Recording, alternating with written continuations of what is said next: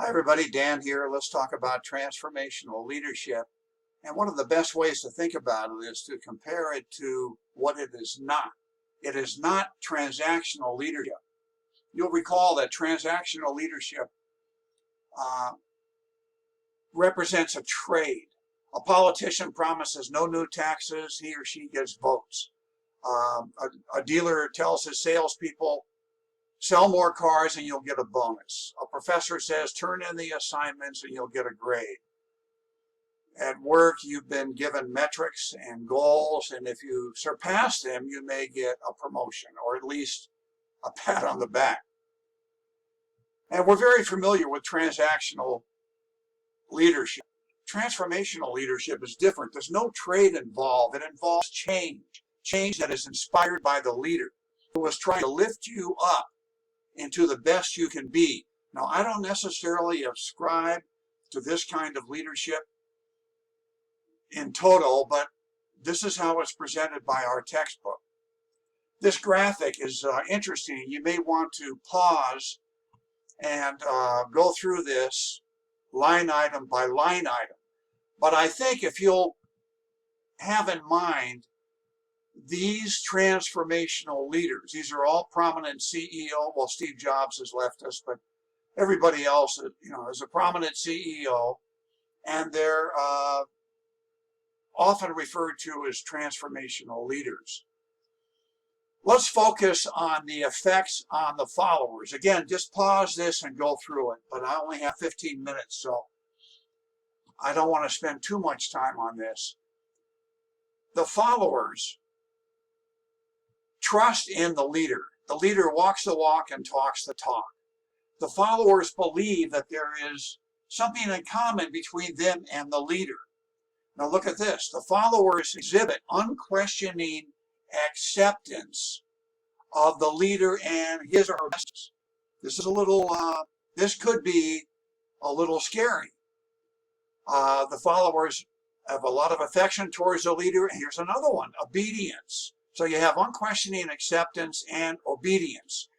You can see how transformational leadership can be abused. In fact, if you study this graphic and then apply it, the same graphic, to Adolf Hitler, you'll see that it fits.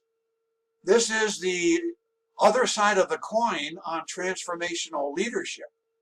Many of these characteristics and the effects on the followers would describe Adolf Hitler's personality, his behavior, and the effects on the followers, certainly unquestioning acceptance and obedience.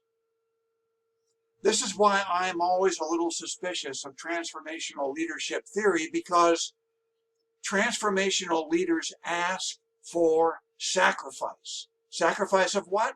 Of your personal interest. As if your personal interest were something to be ashamed of.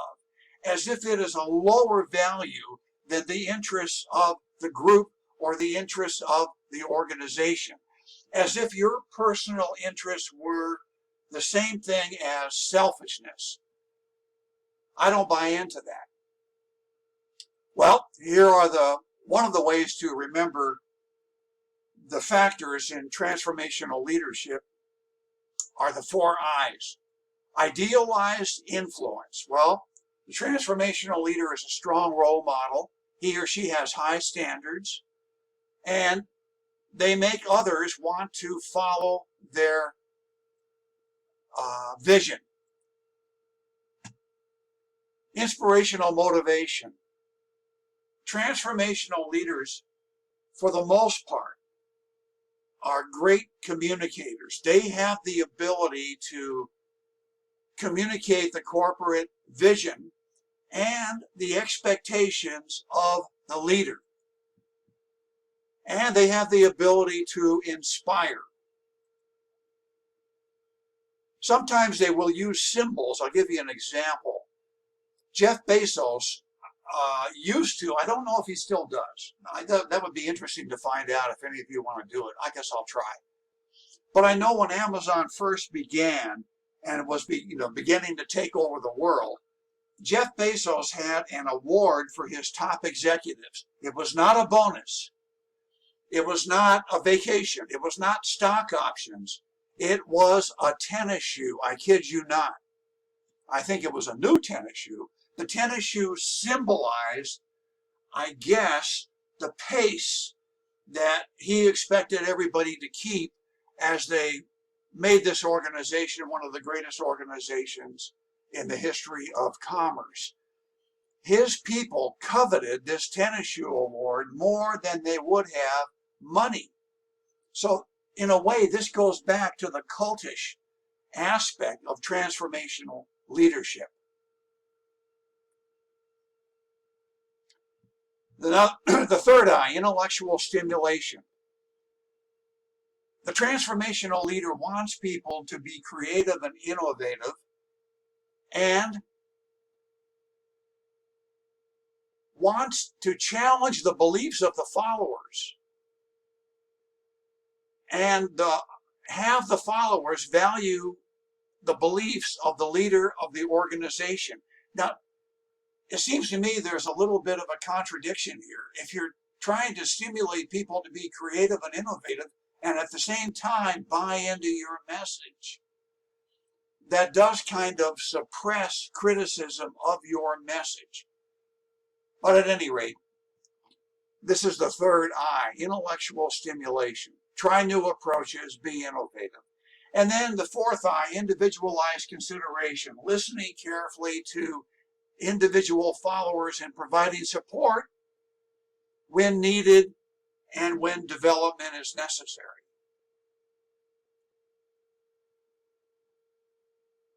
So the overall scope of this theory is how leaders can initiate, develop, and carry out change in the organization. How do we do that? Again, this is from the publisher and they're loaded kind of weird. Transformational leaders empower and nurture, stimulate change, create a vision. And they require leaders, the theory requires leaders to become social architects. What does that mean? It means that the leaders feel obligated to make society better. And the transformational leader wants to build trust and foster collaboration throughout the organization. There are some criticism of it, of this theory. It's more of a personality trait or predisposition than something that can be taught. In other words, transformational leaders have the traits that make them transformational leaders. How do you train that? So that's one of the criticisms. It's also elitist in the sense that there's hero worship, and it's kind of anti-democratic in the sense that the followers en masse follow the leader. Again, more heroism. And it does have the potential to be abused. Note the Adolf Hitler example with the graphic. But this is a very, very popular theory today, and most of the leadership literature being published today has much less to do with trait and transactional and much more to do with transformational and the power of the personality.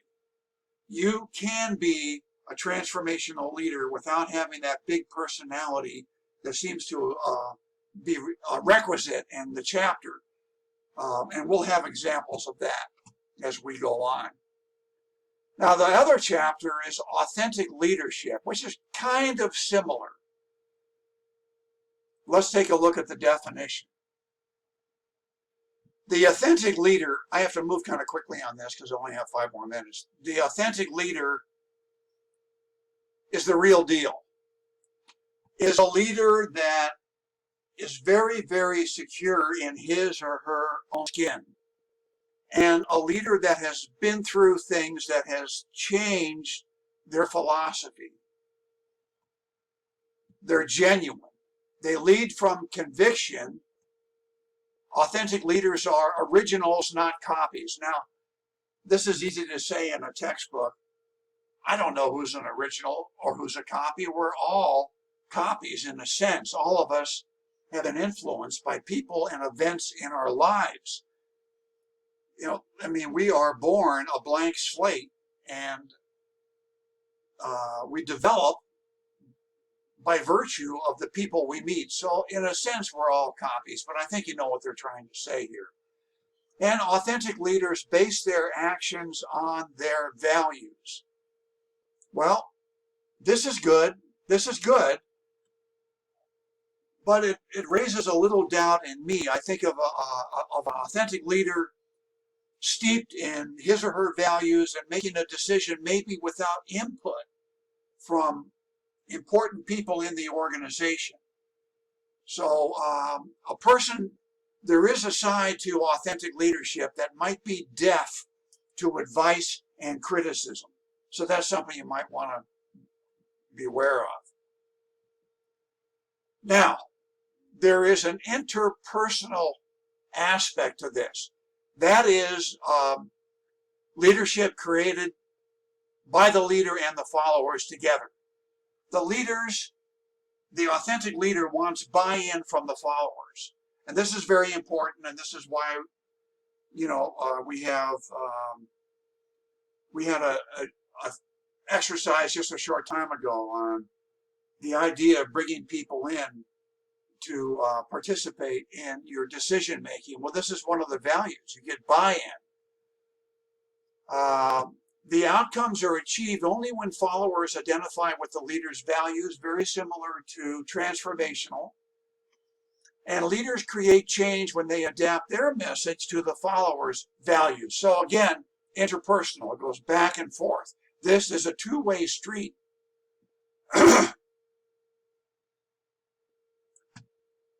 Now, 5 characteristics. Okay, well, this is kind of redundant, but again, they're very firm. They know what they're doing. They believe in what they're doing based on very strong values. They trust. They expect to be trusted. They have a great deal of self-discipline, and they act from the heart. Now, here are some of the 4 components of this model. The authentic leader has a great deal of self-awareness. Again, this is emotional intelligence. They know where their true north is. They know their values. They're able to balance their own strong conviction with the opinions of others before making a decision. That is good. And they're open and honest. This is a big one. This is a big one. I wish all leaders were more open and honest. At least I think many of us feel that way. There are also psychological factors. Again, here we go: hope, confidence, optimism, resilience. And then the idea of promoting justice and greater good for the organization or community. And I asked the question, could a CEO of a tobacco company be authentic? I mean, after all, evil tobacco companies, could they be authentic? I think they could if they were to do things outside of the organization, like community redevelopment and that sort of thing. I got to end on this slide. I have like a minute. Critical life events are important to the authentic leader. Look, this is not always a positive. You can have a critical event that influences you negatively. But I think it's important, and I asked the question here, why do we know so little about our bosses? In the military, often you know about the things that your commander or your supervisor did. You know that the guy or the lady is a hero. You know, people talk about them, war stories and that sort of thing. Why are our CEOs so modest? Why don't they let everybody know or get the word out about some of their accomplishments? That would add to their credibility. Okay, 15 minutes. I gotta go. I'll see you next screencast. Bye-bye now.